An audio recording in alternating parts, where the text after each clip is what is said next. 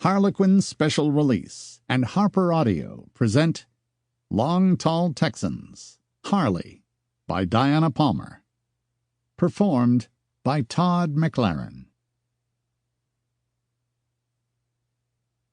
Dear Reader, I can't believe that it has been over 30 years since my first Long Tall Texans book, Calhoun, debuted.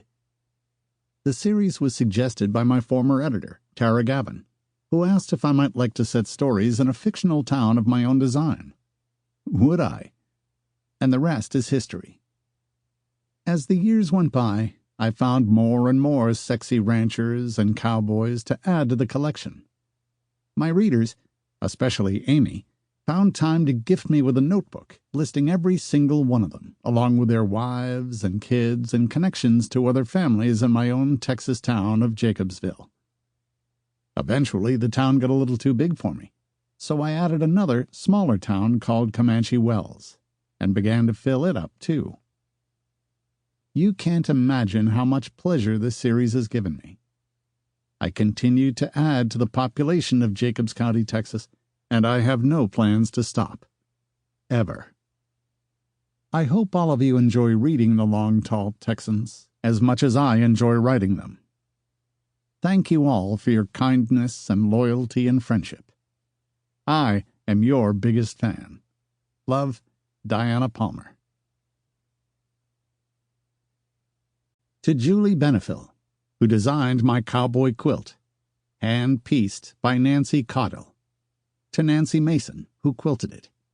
And to Janet Boucher, who put together a 2007 hardcover book of all my covers, including foreign ones, along with Jade, Tracy, Nancy, Carrie, Amy, Renata, Maria, Leanne, Effie, Kay, Peggy, Hang, Ronnie, Mona, and Debbie of the Diana Palmer Bulletin Board.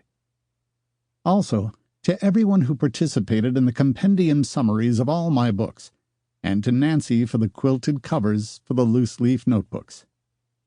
With many thanks and much love. Chapter 1. Harley Fowler was staring so hard at his list of chores that he walked right into a young brunette as he headed into the hardware store in Jacobsville, Texas. He looked up, shocked, when she fell back against the open door, glaring at him.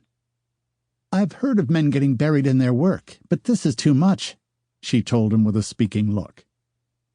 She smoothed over her short black hair, feeling for a bump where she'd collided with the door. Deep blue eyes glared up into his pale blue ones. She noticed that he had light brown hair and was wearing a baseball cap that seemed to suit him. He was sexy-looking. "I'm not buried in my work," he said curtly. "I'm trying to get back to work, and shopping chores are keeping me from it." "Which doesn't explain why you're assaulting women with doors, does it?" she mused. His eyes flared. "I didn't assault you with a door. You walked into me." "I did not. You were staring at that piece of paper so hard that you wouldn't have seen a freight train coming." She peered over his arm at the list. "Pruning shears, 2 new rakes." She pursed her lips, but smiling blue eyes stared at him. "You're obviously somebody's gardener," she said, noting his muddy shoes and baseball cap. His eyebrows met. "I am not a gardener," he said indignantly. "I'm a cowboy." "You are not." "Excuse me?" "You don't have a horse, you're not wearing a cowboy hat, and you don't have on any chaps." She glanced at his feet. "You aren't even wearing cowboy boots." He gaped at her. "Did you just escape from intense therapy?" "I have not been in any therapy," she said haughtily.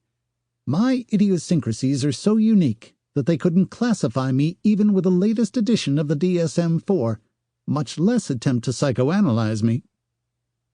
She was referring to a classic volume of psychology that was used to diagnose those with mental challenges. He obviously had no idea what she was talking about. "So, can you sing then?" He looked hunted. "Why would I want to sing?" "Cowboys sing. I read it in a book." "You can read?" he Sample complete. Ready to continue?